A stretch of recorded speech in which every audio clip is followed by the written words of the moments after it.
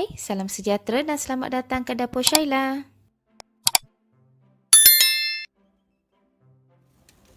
Hari ini Shaila nak share lagi satu resepi bayam Brazil. Tapi sebelum tu, jom kita panen sayurnya dulu.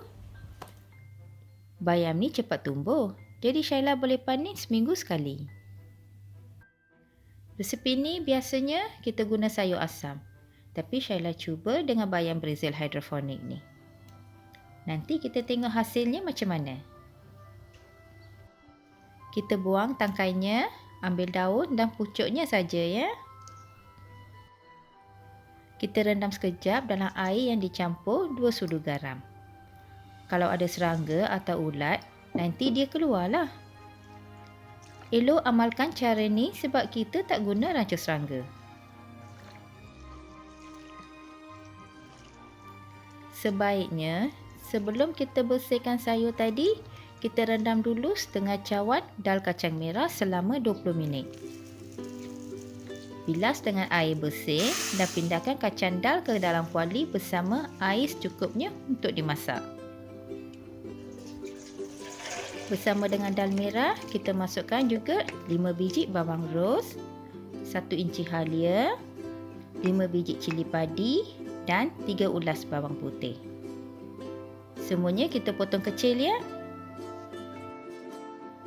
Campurkan 1 sudu garam dan setengah sudu serbuk kunyit.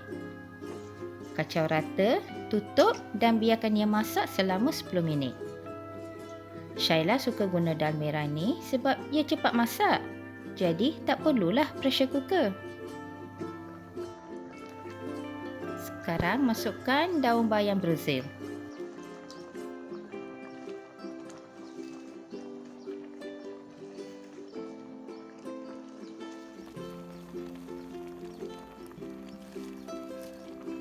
Nampak macam banyak kan? Kita kacau sekejap dah layu.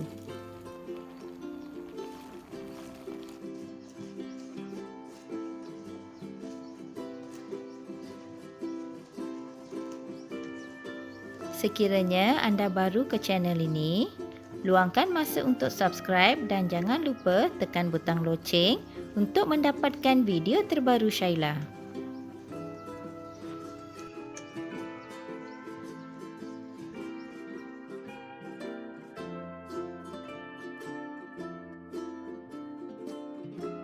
Lepas tu tutup selama 5 minit. Okey, sekarang nampaknya dah cukup masak. Kita tutup api dan biarkan sehingga ia sejuk. Dah sejuk, kita masukkan ke dalam blender dan kisar sehingga lumat. Time dulu-dulu tak ada blender. Kita guna alat ni Namanya dalam bahasa Tamil mata. Kalau nak, boleh dapatkan kat Lazada.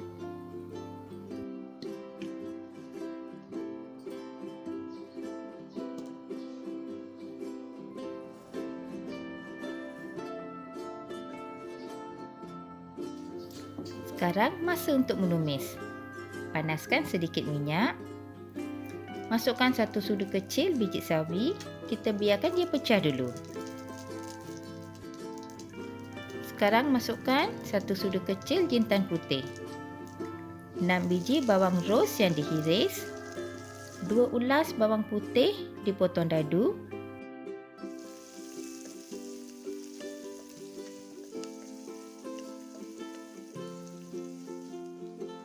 3 tangkai cili kering yang dipotong 2. Kita sangai kesemuanya sehingga naik wangi.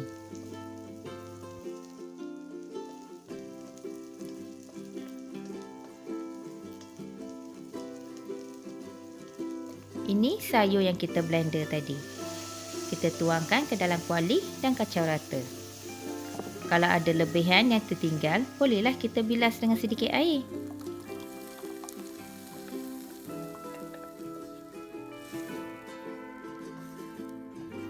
Lepas tu kita biarkan dia merenes seketika. Campurkan garam secukup rasa dan air perahan dari asam jawa sebesar guli. Ini ikut cita rasa anda. Kalau gemar rasa masam, bolehlah tambah asam dalam setengah guli lagi. kita masukkan santan pekat setengah cawan.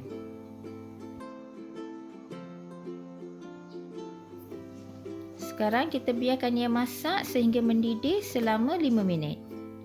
Lepas tu bolehlah angkat dan hidangkan. Memang sedap makan dengan nasi. Siapa yang gemar bayam Brazil, cubalah. Mesti anda suka.